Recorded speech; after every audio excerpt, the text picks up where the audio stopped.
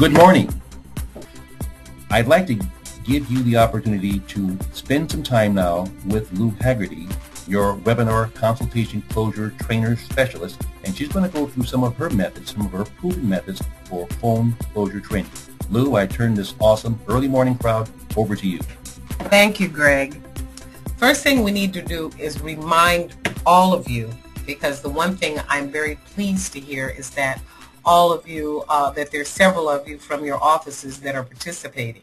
So I want to just let you know that you have to always remember that you are a team. All of you are a team, and each of you has to think of yourself as a patient care coordinator in the way that you have a knowledge, confidence, and understanding of the treatments and services that are offered within your practice. Starting out, the overview. What is the first thing we want to do is to determine the goal of a caller.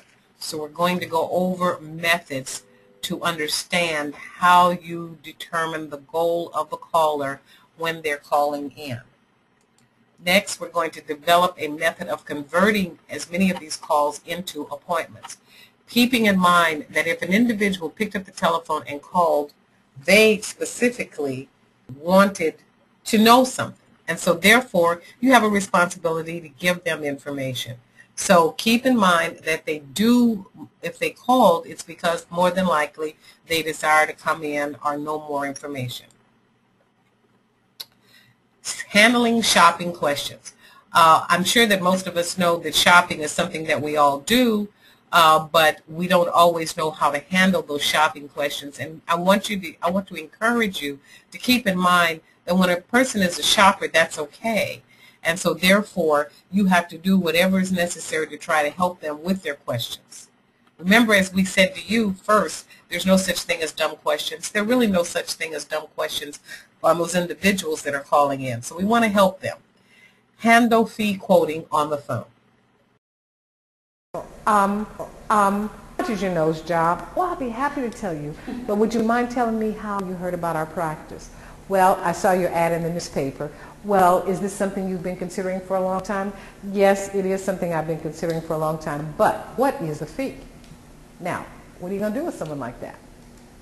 I recommend that you come in for a consultation and then we can determine, look, I just need to know what the fee is. How do you handle what is the fee? Can anyone tell me how you would handle or how you would go about handling if the question comes, what is the fee? Or would you want to just keep the caller calling, talking? Would you want to offer options for appointments? Or, last but not least, give the answer on fees. So what does this mean, giving answers on fees? It means that you have to have some specific ranges. Ranges are the most important thing to keep in mind when you're giving fees. Most of the time, people aren't looking for that's going to be $555.16. What they're looking for is for you to give them some idea of how much it's going to be, because that is why they've called in. Now, the individual has called, and so now how do we handle the call? Goals for the effective phone call response. The first is to get the source of the referral.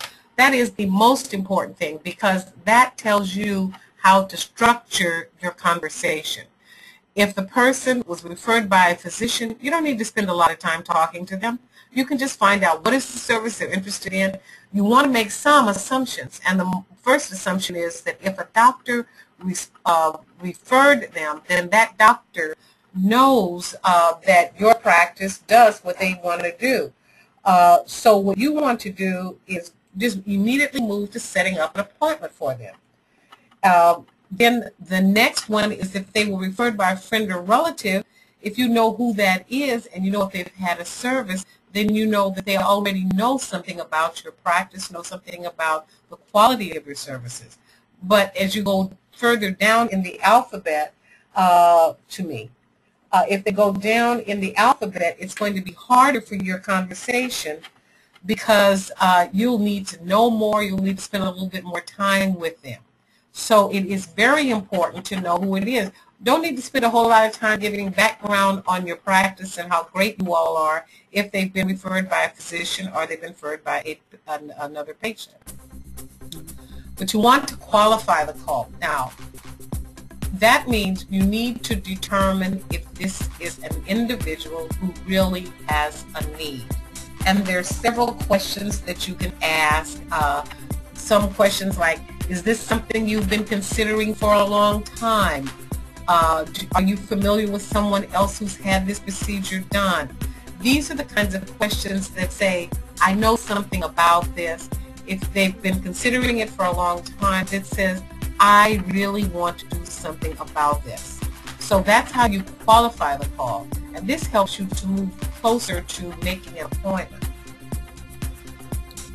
Then you need to establish a relationship with the individual, and that is to reassure them that you understand why they're calling, that other people have called. They're not unique. You want to, and of course, when you're communicating with them, that you want to talk to them. Because that's what's happening. The next thing in the goal for an effective phone call is to take control of the conversation.